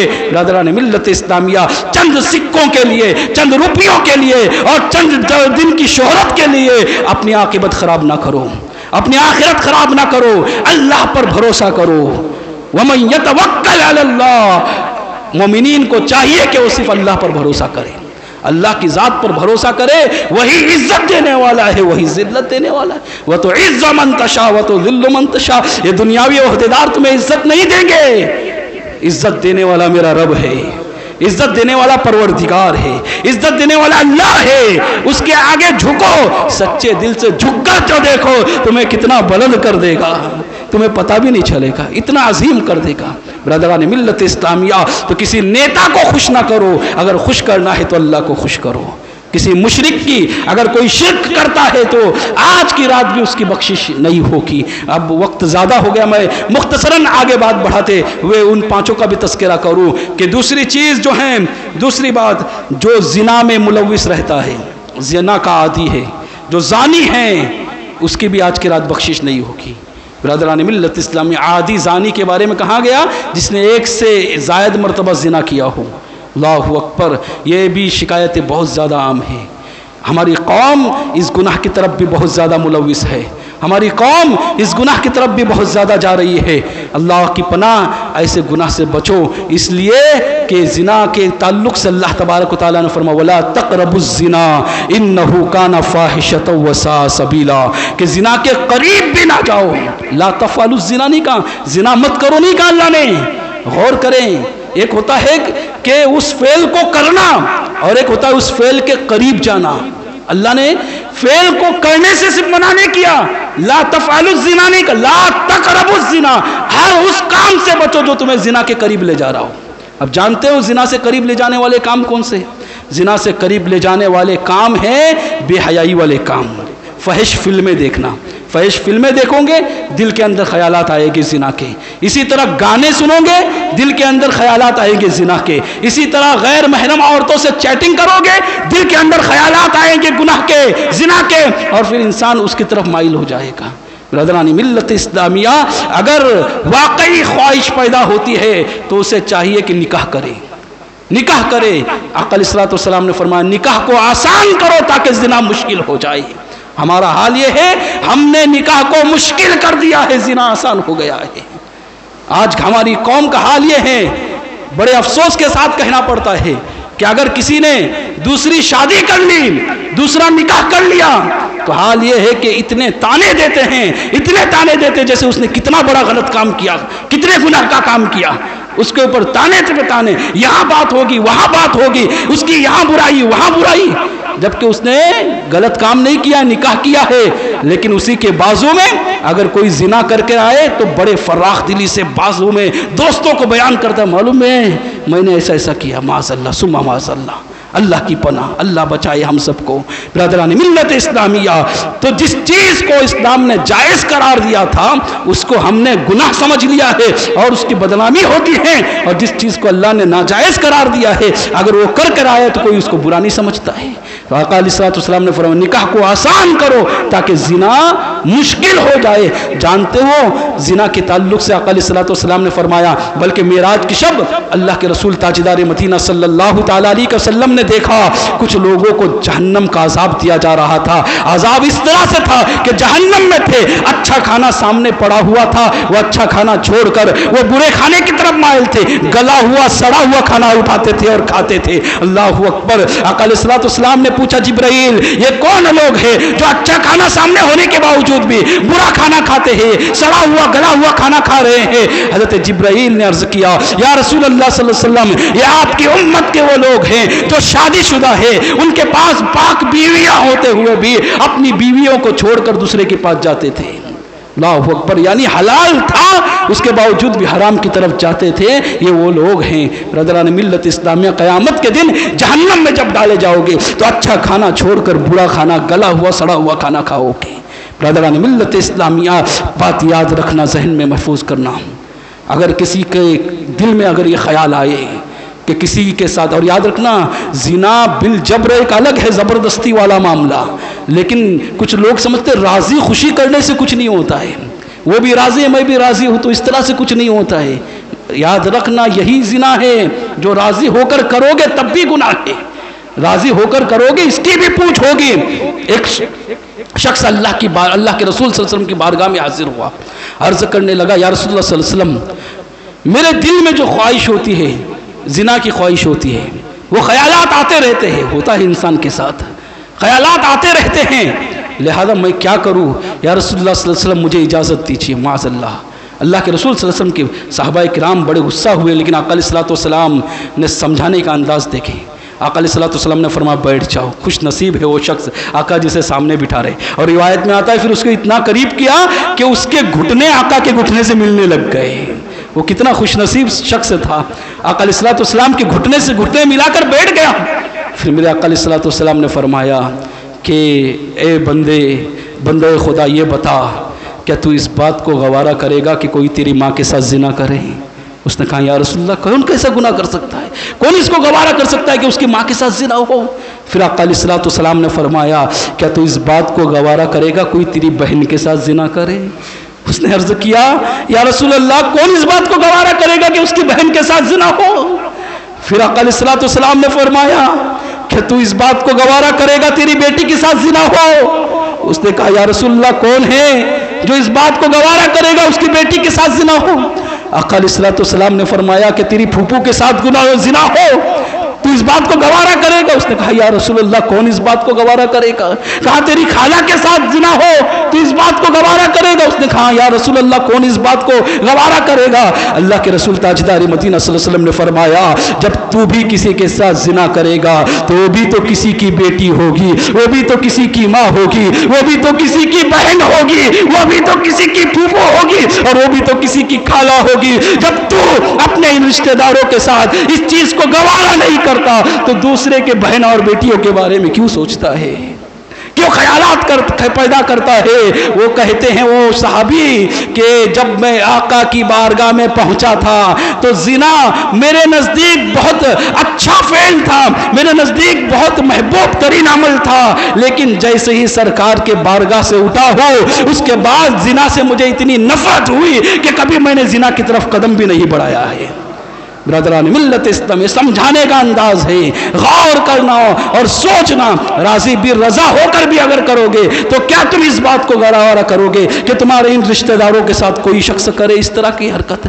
تو جب تم اپنے رشتہ داروں کے لیے وہ چیز گوارا نہیں کرتے ہو تو دوسروں کے رشتہ داروں کے بارے میں بھی تو سوچو، وہ بھی تو کسی کی بہن اور ماں لگتی ہے۔ برادران ملت اسلامیہ تو کہاں زانی عادی جو ہے اس کی بھی آج کی رات توبہ قبول نہیں ہوگی، لیکن ہاں اگر وہ سچے دل سے توبہ کر لے تو، اور سچے دل سے اگر معافی مانگ لیں، اور اس کی بہت ساری شرائط ہے، اگر کسی کو پوچھنا ہے تو مسئلہ ایک الگ ہے۔ لہذا آقا علیہ الصلوۃ والسلام نے فرمایا آج کی رات شرابی کی بھی مغفرت نہیں ہوگی، نشہ کرنے والے کی، جو شراب پیتا ہے جو نشہ کرتا ہے اس کی بھی آج کی رات مغفرت نہیں ہوگی۔ برادران ملت اسلامیہ یہ جرم بھی ہماری قوم کے اندر بہت زیادہ ہے، اس قدر زیادہ ہے کہ میں سمجھتا ہوں سب سے زیادہ نشیڑی لوگ ہماری قوم میں موجود ہیں، اور افسوس کا مقام اس پر بھی ہے کہ کچھ لوگوں نے اللہ والوں کی درگاہ کو نشے کا اڈا بنا لیا ہے، چرس پیتے ہیں، بھانگ پیتے ہیں، پتہ نہیں کیا کیا نام لے لیتے ہیں۔ آقا علیہ الصلوۃ والسلام نے اس زمانے میں ہی اس چیز کو محسوس کیا تھا اور فرمایا تھا کہ قیامت کی نشانیوں میں سے ایک نشانی یہ ہے کہ لوگ شراب کا نام بدل کر پیے گے۔ لوگ کہتے ہیں ہم شراب نہیں پیتے، وسکی پیتے ہیں، رم پیتے ہیں، ہے نا۔ آقا علیہ الصلوۃ والسلام نے اس چیز کو پہلے ہی بیان کیا تھا کہ لوگ شراب کا نام بدل کر پئیں گے، یہ قیامت کی نشانیوں میں سے ایک نشانی ہے۔ نشہ کرنا یہ بہت بری چیز ہے، ایسی بری چیز ہے کہ نشے کے اندر انسان کو اپنا خود کا خیال نہیں رہتا کہ وہ کیا کر رہا ہے۔ برادران ملت اسلامیہ پھر لوگ شکایتیں کرتے ہیں، آتے بعد میں ہمارے پاس مسئلہ پوچھنے کے لیے، حضرت نشے میں تھا میں نے بیوی کو طلاق دے دیا، طلاق ہوئی کہ نہیں ہوئی؟ ارے نشہ کیا وہی گناہ کیا، اور بے شرمی کی طرح آ کر، بے شرم کی طرح آ کر بتاتا بھی ہے۔ برادران ملت اسلامیہ جو کیا وہ ہو چکا ہے، طلاق واقع ہو گئی ہے نا۔ کچھ لوگ جو ہیں علم حاصل نہیں کرتے ہیں، اور پھر حال یہ ہے کہ غصے کے اندر حضرت طلاق دے دیا. طلاق واقع ہوگی کہ نہیں؟ بات آئی تو بتاتا ہوں. آپ عمرہ کرنے جاتے ہیں نا عمرہ کرنے ہیں تو پہلے کیا کرتے ہیں؟ عمرے کے مسائل سیکھتے ہیں یا نہیں سیکھتے ہو؟ عمرے کے مسائل سیکھتے ہیں نا. حج کرنے جاتے ہیں, حج کے مسائل سیکھتے ہیں, یہاں پر سیکھتے ہیں, کتابوں میں پڑھتے ہیں, پھر حج کی باضابطہ ٹریننگ ہوتی ہے, وہاں جا کر 2-3 مرتبہ جا کر سیکھتے ہیں کہ ہمیں حج کے مسائل سیکھنا ہے. میں پوچھنا چاہتا ہوں ہر اس باپ سے جو اپنے بچے کی شادی کراتا ہے, اپنے بچے کا نکاح پڑھواتا ہے, اپنے بچے کو نکاح پڑھانے سے پہلے کیا نکاح کا علم تم نے دیا؟ طلاق کا علم تم نے دیا؟ طلاق کا سکھایا تم نے؟ باپ کو خود نہیں معلوم ہے, کیا سکھائیں گا بیٹے کو؟ طلاق کی کتنی قسمیں, طلاق کس کو کہتے ہیں, طلاق بائن کب ہوتی, طلاق رجعی کب ہوتی ہے, طلاق 3 مرتبہ میں ہوتی ہے, 1 مرتبہ میں ہوتی, کیسے ہوتی, اس کو خود نہیں معلوم ہے. شادی کرنے سے پہلے باپ کی یہ ذمہ داری ہے, جس طرح تم عمرہ اور حج کرنے سے پہلے ان مسائل کو سیکھ کر پھر جاتے ہو, اپنی اولاد کی شادی کرانے سے پہلے اس کو نکاح کے اور طلاق کے سارے مسائل سکھائے جائیں. یہی وجہ نہیں تو پھر بعد میں آ کر وہی کہیں گا حضرت غصے میں طلاق دی جائے, ہوں گی کہ نہیں ہوں گی؟ تو پھر میں نے بھی پلٹ کر کہا تھا کہ طلاق تو غصے میں ہوتی ہے, خوشی سے تو ہوتی نہیں ہے. ہوتا ہے کیا ایسا؟ کہیں آپ نے دیکھا دونوں بہت خوش ہے اور طلاق ہو گئی ہو؟ ہر طلاق تو غصے میں دینے والی ہی چیز ہے, تو پھر ہوں گی کیوں نہیں؟ پھر بہانہ بناتے اور پھر غیر شرعی طور پر اسی کو رکھتے, اس کے ساتھ زندگی بھر زنا کرتے ہیں.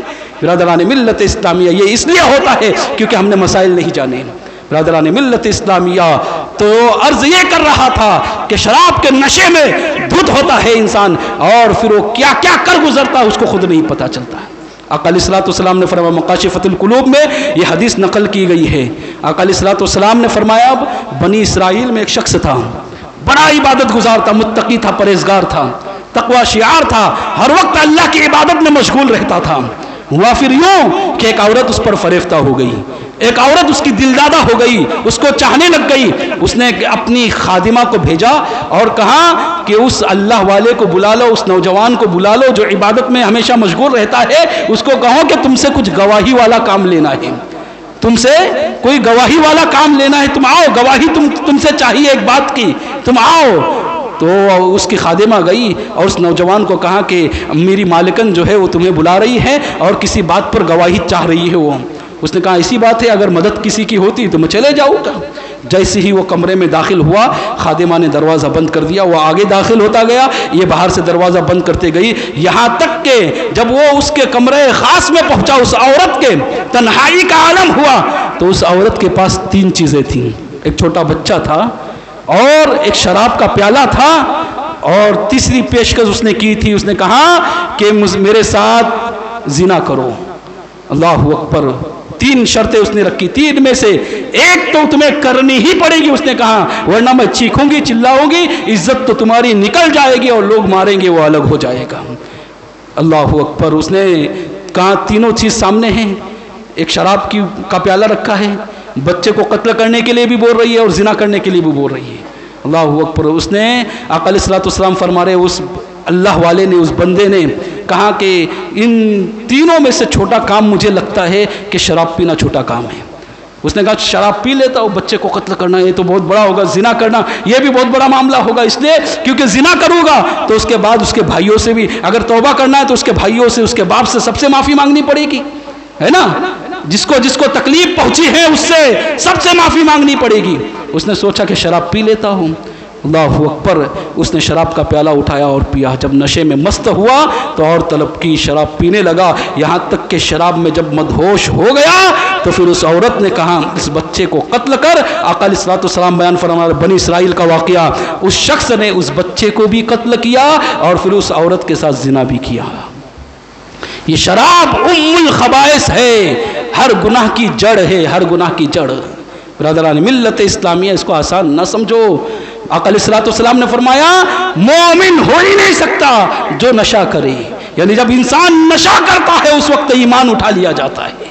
اور ایسے عالم میں اگر موت آ گئی, ایسے عالم میں اگر مر گیا نشے کی حالت میں, اور دیکھا ہوگا آپ نے بہت سارے ایسے لوگ جو نشے کی حالت میں ہی مرتے ہیں، نشے کے عادی جو ہوتے ہیں، کبھی ٹرک سے ٹکرا کر مرتے ہیں، کبھی گاڑی چلاتے چلاتے ایکسیڈنٹ ہوتا ہے نشے کی حالت میں، اس میں مرتے ہیں، کبھی گر کر مرتے ہیں، کبھی گٹر میں گر کر مرتے ہیں، کبھی باتھ روم میں گر کر مرتے ہیں. سنتے ہو نا روز خبریں ایسی. یہ نشے والوں کا حال یہ ہوتا ہے. اللہ اکبر. کہ ایسا نہ ہو کہ ایمان پر خاتمہ نہ ہو. برادران ملت اسلامیہ، ہر طرح کے نشے سے آپ کو بچنا ہے، آپ کے دوستوں کو بچانا ہے، اور یاد رکھنا ہر وہ شخص جو نشہ کرتا ہے اس سے بھی بچنا ہے. سب سے پہلی چیز آپ کو بھی بچنا ہے اور آپ نے اپنی اولاد کو بھی بچانا ہے. اپنی اولاد پر دھیان دو کہ آپ کی اولاد کہیں ایسا تو نہیں ہے نشے والوں کے ساتھ گھوم رہی ہے، نشہ کرنے والوں کے ساتھ دوستی کی ہے. اگر آپ اس گمان میں میرا بیٹا بڑا نیک ہے، نمازی ہے، نماز پڑھتا ہے، روزے رکھتا ہے، ماں باپ کی خدمت کرتا ہے، وہ تو خالی دوستی ہے، تو یہ آپ کا صرف گمان ہے. یاد رکھنا وہ نشیڑی ایک دن آپ کے بچے کو نشہ ضرور کروائے گا اور آپ کا بچہ بھی نشیڑی بنے گا. کیا آپ نے نہ دیکھا؟ وہ شخص، اس سے پوچھو جو سگریٹ پیتا ہے، زیادہ بڑے نشے کی طرف نہیں جاتا، اسے پوچھو یہ سگریٹ سب سے پہلے دینے والا تمہیں کون تھا؟ کیا تمہارے باپ نے تمہیں سب سے پہلے سگریٹ دیا تھا؟ کیا ماں نے دیا تھا؟ کیا بھائی نے سگریٹ دیا تھا؟ کس نے دیا تھا؟ تو آپ مانو گے اس بات کو کہ سب سے پہلے اگر سگریٹ کسی نے دیا تھا پینے کے لیے تو وہ دوست تھا کہ نہیں؟ جب دوست تھا تو ماننا پڑے گا کہ جو دوست تمہیں سگریٹ دے سکتا ہے وہ نشہ بھی کرا سکتا ہے. برادران ملت اسلامیہ، آقا علیہ الصلوۃ والسلام نے فرمایا جو نشہ کرتا ہے جب اس کی موت قریب آتی ہے، جب اس کے روح نکلنے کا وقت آتا ہے تو اس کو ایسی پیاس محسوس ہوتی ہے، ایسی پیاس محسوس ہوتی ہے کہ اگر 7 سمندر کا پانی بھی اس کو پلایا جائے تب بھی پیاس بجھے گی نہیں. اللہ اکبر.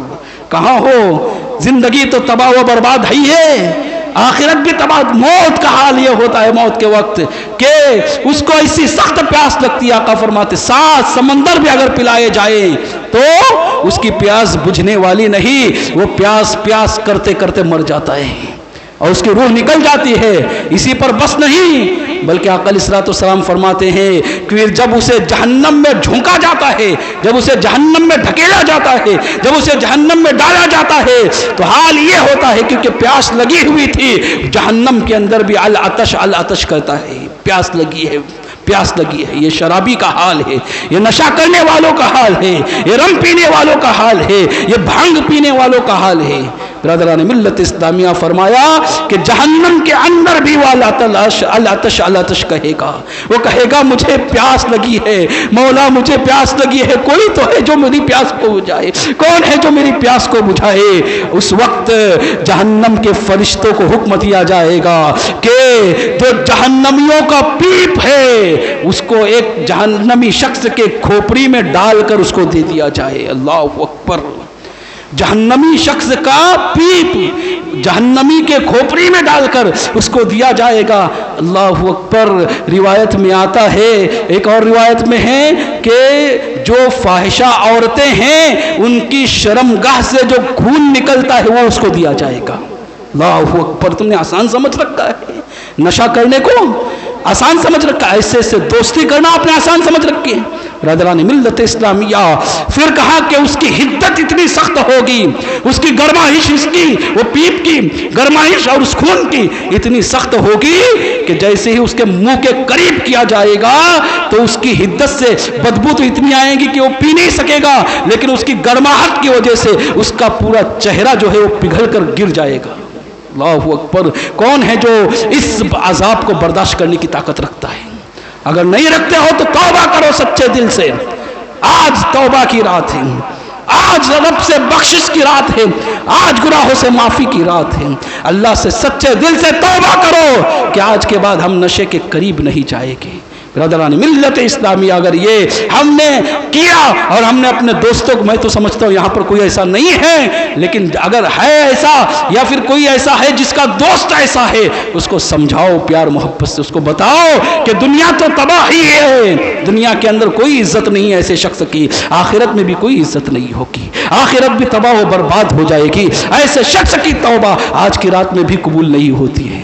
برادران ملت اسلامیہ اسی طرح سود کا لینے والا جو سود خور ہے اس کی بھی توبہ قبول نہیں ہوتی. اس کو ہم نے عام سمجھ رکھا ہے نا.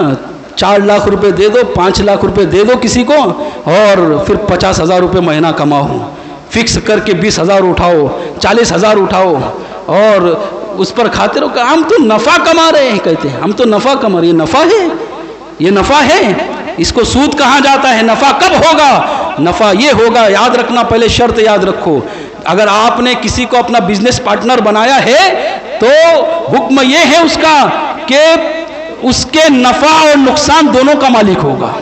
अगर नफ़ा हुआ तब भी मालिक, और नुकसान हुआ तब भी झेलना पड़ेगा। सिर्फ नफ़े का मालिक नहीं बन सकते। नफ़े का सिर्फ मालिक अगर तय शर्त रखी तो ये भी सूद होगा। नफ़ा और नुकसान दोनों का मालिक होगा, और उसकी शर्त ये होगी कि जो फ़ायदा हो रहा है उसके परसेंटेज के हिसाब से तकसीम होगा। 40 उसका, 60 उसका, 20 उसका, 80 उसका, वो जो तय करे वो चलेगा, लेकिन परसेंटेज नफ़े का होगा और नफ़ा और नुकसान दोनों के अंदर भागीदार होगा, हिस्सेदार होगा, वरना सूद कहलाएगा। ब्रदरान मिल्लत इस्लामिया, याद रखना, ये सूद खोरी ये इतना बड़ा गुनाह है, इतना बड़ा गुनाह है कि इमाम अहमद बिन हम्बल ने एक हदीस लाई है, फरमाते हैं कि 72 कबीरा गुनाहें ऐसे हैं जिनसे बढ़कर गुनाह सूद का, और उन 72 बड़े गुनाहों में सबसे छोटा गुनाह ये है कि कोई अपनी माँ के साथ जिना करे। इस तरह के बड़े बड़े गुनाह, उनसे बदतर है सूद का खाना। बिरादरान मिल्लत इस्लामिया, आका ने फरमाया, सूद लेने वाला, सूद देने वाला, सूदी कागजात पर दस्तावेज बनाने वाला और सूदी कागजात बनाने वाला और सूदी कागजात पर गवाह रहने वाला, चारों पर अल्लाह की लानत है। आपने देखा नहीं कैसी लानतें बरसती हैं? आपने देखा किसी सूद देने वाले को खुश है, लेने वाले को खुश है, जो गवाह बनता है वो खुश है? सब परेशान है। क्यों परेशान है? क्योंकि अल्लाह की लानत है, और ये सारी लानतें ना भी हो, सिर्फ एक हदीस ही काफी है। आका अलैहिस्सलाम ने फरमाया कि अगर कोई सूद का कारोबार करता है तो अल्लाह से ऐलान जंग करता है। अल्लाहु अकबर। अल्लाह से कौन है? किसके अंदर इतनी हिम्मत है कि वो अल्लाह से ऐलान जंग करे? किसके अंदर इतनी ताकत है कि अल्लाह से ऐलान जंग करे? है किसी के अंदर हिम्मत? अगर नहीं है तो बंद कर दो, अल्लाह की जात पर भरोसा करो और जायज मसारिफ में लगाओ और मेहनत करो। सबसे पहली चीज मेहनत करो, मेहनत करो, मजदूरी करो, मेहनत करो, और जो चीज है, जो चीज लाओगे उसका हिसाब अपने पास रखो। ये ना करो कि किसी को 5 लाख रुपए दे दिए हैं और हर महीने 30,000 उठा रहे हो, 40,000 उठा रहे हो, और फिर जब वो 4-5 महीने देता है और जब उसकी रकम खत्म होती है तो फिर वो बंद कर देता है, और फिर ये सोचता है अरे मेरे तो 5 बाकी है, अभी तक काहे के बाकी, सब खत्म हो गया है, कुछ नहीं, सब नील हो गया है। और फिर बाद में यहाँ पर भागेगा। मेरे पास आते हैं ऐसे लोग, अरे तावीज़ दीजिए ना, वल्लाह मस्जिद में हूँ, ऐसे शख्स को तावीज़ देता ही नहीं हूँ, नहीं देता हूँ। मैं उससे कहता हूँ जिस पर अल्लाह रसूल की लानत, मेरी तावीज़ क्या काम आने वाली है? क्या काम आने वाली है ऐसे शख्स के लिए तावीज़ात? कुछ फ़ायदा देने वाली है? अल्लाह रसूल जिस पर लानत करे उस पर क्या तावीज़ असर करने वाली? कोई असर नहीं होगी ऐसे शख्स पर। बिरादरान मिल्लत इस्लामिया, सूद से बचो, इसलिए कि आका अलैहिस्सलाम ने जहन्नम के अंदर कुछ लोगों को देखा कि जिनके पेट जो है कमरे की तरह थे, इतने बड़े थे, एक एक रूम की तरह, कमरों की तरह बड़े हुए थे, और अंदर बिच्छुए थे बहुत बड़े बड़े जो अंदर डंक मार रहे थे। आसान ना समझो, ये कोई खेल नहीं है या किसी किस्सा गो का किस्सा नहीं है, हदीस है, अल्लाह के रसूल सल्लल्लाहु अलैहि वसल्लम का फरमान है। और याद रखना, आका अलैहिस्सलाम का फरमान है, अगर पेट में 10 ml का अगर पत्थर आ जाए खाली, कितनी बेचैनी होती है ना? उनसे पूछो जिनको पथरी की शिकायत है, रात रात भर तड़पते हैं, दर्द बर्दाश्त नहीं कर सकते। पेट के अंदर अगर बिच्छू डंक मारेगा तो कैसे बर्दाश्त करोगे? कैसे सब्र आएगा? बिरादरान मिल्लत 10 ml का पत्थर भी बर्दाश्त नहीं कर सकते हो। बिरादरान मिल्लत इस्लामिया, सूदी कारोबार से बचो, हलाल रिस्क कमाओ, इसलिए कि हलाल में अल्लाह ने बरकत रखी है। हलाल कमाओगे, कम कमाओगे, याद रखना, लेकिन बरकतें इतनी होगी कि किसी के आगे हाथ फैलाने की जरूरत नहीं होगी। और जो सूदी कारोबार करता है, सूद पर पैसे लेता है या देता है, दोनों को देखो, लोगों के आगे हाथ फैलाते हुए नजर आएंगे। इसके आगे मांगेंगे, इसके पास जाके भीख मांगेंगे, उसके पास जाके मांगेंगे, इनका पेट भरता ही नहीं है। ये हाल होता ही नहीं, आपने देखा ही नहीं? जब आंखों से देखते हो फिर भी इबरत हासिल नहीं करते हो, आंखों से देखकर भी अगर इबरत नहीं हासिल की तो फिर क्या किया हमने? ब्रदरान मिल्लत इस्लामिया, तो सूद खोर की भी आज की रात तौबा कबूल नहीं होती। इसी तरह आखिरी रिश्ता तोड़ने वाला, بلا وجہ جو رشتہ توڑتے رہتے، چھوٹی چھوٹی بات پر رشتہ، بلا وجہ نہیں بلکہ وجہ ہوتی ہے لیکن چھوٹی چھوٹی باتوں پر اگر کوئی رشتہ توڑتا ہے، ہمارا حال ہے۔ فرمایا گیا اگر بڑی بات بھی ہے تو رشتہ نہیں توڑنا چاہیے، رشتہ داری نبھانا چاہیے۔ اگر تھوڑا سا کچھ ہو گیا، بھائی بھائی سے بات کرنا بند کر دیتا ہے، چچا بھتیجے سے بات کرنا بند کر دیتا ہے، تھوڑا سا کچھ ہو گیا پھوپھی بھنجے بھتیجے سے بات کرنا بند کر دیتی، ماما بھانجے سے بات کرنا بند کر دیتا، رشتہ داری ختم کر دیتے۔ ہمارا کام، ہم یہ سمجھتے بس اتنے مغرور اور اتنے گھمنڈی ہیں ہم یہ سمجھتے ہیں کہ بس ہمارے جیسا کوئی نہیں، بس رشتہ توڑیں گے، دیکھیں گے جو ہوگا دیکھا جائے گا۔ آقا علیہ الصلوۃ والسلام نے اس کو پسند نہیں فرمایا، فرمایا لا يدخل الجنۃ قاطع رحم، وہ شخص جنت میں داخل ہوگا ہی نہیں جو رشتہ داری توڑتا ہو، وہ شخص، حدیث شریف ہے لا يدخل الجنۃ قاطع رحم، رشتہ داری توڑنے والا جنت میں داخل ہوگا ہی نہیں۔ برادران ملت اسلامیہ، آقا علیہ الصلوۃ والسلام کے پاس ایک شخص آیا، عرض کیا یا رسول اللہ صلی اللہ علیہ وسلم میرے رشتہ داروں کے ساتھ میں اچھا سلوک کرتا ہوں، وہ میرے ساتھ برا سلوک کرتے ہیں، میں کیا کروں؟ آقا علیہ الصلوۃ والسلام نے فرمایا اسی کو تو حسن اخلاق کہتے ہیں، اگر وہ بھی اچھا کرے تم بھی اچھا کرو، یہ تو بدلہ ہو گیا۔ یہ حسن اخلاق کہاں ہیں؟ یہ تو بدلہ ہو گیا، اس نے بھی اچھا کیا میں نے بھی اچھا کیا۔ اگر کوئی تمہارے ساتھ برا کر رہا ہے ولا تستوی الحسنۃ ولا السیئۃ، اچھائی کو برائی سے ٹال دے، ادفع باللتی ہی احسن فاذا الذی بینک وبینہ عداوۃ کانہ ولی حمیم۔ قرآن کہتا ہے اچھائی کو، برائی کو اچھائی سے ٹال دے، برائی کو اچھائی سے دور کر دے، پھر ہوگا یوں کہ تیری برائی، تیری اچھائی برائی پر غالب آ جائے گی اور تیرا گہرا دشمن بھی تیرا پکا دوست بن جائے گا۔ برادران ملت اسلامیہ، قرآن کہتا ہے کہ ہم کو اچھا سلوک کرنا چاہیے، لیکن یاد رکھنا اچھا سلوک بھی اسی سے کرنا ہے جو صاحب ایمان ہے۔ اس کا مطلب یہ نہیں، غلط فہمی میں مت رہنا کہ سب کے ساتھ اچھا سلوک کرنا ہے۔ جو نبی کا گستاخ ہے اس کے ساتھ اچھا سلوک نہیں کرنا، اس کے ساتھ اچھا سلوک نہ کرنا، یہ حسن اخلاق ہے۔ جو نبی کا نہیں وہ ہمارا نہیں، جو نبی کا نہیں وہ ہمارا نہیں۔ نبی کے گستاخوں کے ساتھ اگر تم سوچو گے کہ اچھا سلوک کرنے کا نہیں، قرآن کہتا ہے وَإِمَّا يُنْسِيَنَّكَ الشَّيْطَانُ فَلَا تَقْعُدْ بَعْدَ الذِّكْرِ مَعَ الْقَوْمِ الظَّالِمِينَ، کہ شیطان تمہیں بھلا دے اور تم ایسے کے ساتھ بیٹھے ہو تو جیسے ہی یاد آ جائے فوراً اٹھ کر اس سے الگ ہو جاؤ۔ یہ قرآن کہتا ہے کس سے؟ جو نبی کا گستاخ ہے، جو اللہ رسول کا گستاخ ہے، ایسے لوگوں سے بچنا ہے، ایسے لوگوں سے اپنے آپ کو بھی بچانا ہے، اور خصوصیت کے ساتھ یاد رکھنا ایسے لوگوں کو اپنی بچی نہیں دینا ہے، اپنی اولاد نہ دو۔ یاد رکھو مسلمانوں، میں آج بولتا ہوں نا کبھی کبھی کچھ لوگوں کو برا لگتا ہے لیکن اس میں میرا کوئی فائدہ نہیں ہے۔ اچھا ایک بات بتاؤ، آپ ہی دل سے سوچو، میں نکاح نہیں پڑھاتا، میں اعلان اعلان کہتا ہوں نکاح نہیں پڑھاتا ہوں، اس میں پیسوں کا میرا نقصان یا نہیں ہے؟ پیسہ تو میرا نقصان ہے نا، میں نکاح نہیں پڑھاؤں گا تو، نکاح پڑھاؤں گا تو نقصان، مجھے کچھ تو رقم ملے گی، لیکن میں نہیں پڑھاتا ہوں۔ کیوں نہیں پڑھاتا ہوں؟ مجھے پیسہ عزیز نہیں ہے، مجھے میرا ایمان عزیز ہے، اس لیے میں نکاح نہیں پڑھاتا ہوں۔ تو جب آپ خود سوچو کہ میں ایسے شخص کا نکاح نہیں پڑھاتا ہوں جس نے اپنی بچی رسول اللہ صلی اللہ علیہ وسلم کے گستاخ کو دے دی ہے، اگر کسی کے باپ کو کوئی گالی دے دے تو اس کو بچی نہیں دے گے، تو رسول کے گستاخ کو بچیاں دیتے ہو۔ برادران ملت اسلام، بچو، اس لیے کہ یاد رکھو اگر آپ نے ایسا کیا نا، کل اتنا افسوس کرو گے کہ قبر میں جائیں گے تو تمہارا نواسا تمہاری فاتحہ دینے کے لیے بھی کبھی نہیں آئے گا، بولیں گا شرک ہے، فاتحہ کو کہیں گا شرک ہے، فاتحہ کے لیے محتاج ہو جاؤ گے، کبھی نواسا تمہارا نہیں آئے گا فاتحہ دینے کے لیے، کبھی ایصال ثواب نہیں کرے گا۔ اور وہی اگر اہل سنت والجماعت اور اچھے جانکار کو دے دیا، اور اہل سنت والجماعت کے ایسے شخص کو جو دین کی واقفیت رکھتا ہے، ایسے شخص کو اگر اپنی بیٹی دی تو آپ کا داماد بھی آپ کو ایصال ثواب کرے گا مرنے کے بعد، اور آپ کے نواسے بھی آپ کے لیے ایصال ثواب کریں گے، ہے نا؟ وہ لوگ کہتے ہیں نا ان کا تو حال یہی ہے، مر گیا مردود، نہ فاتحہ نہ درود۔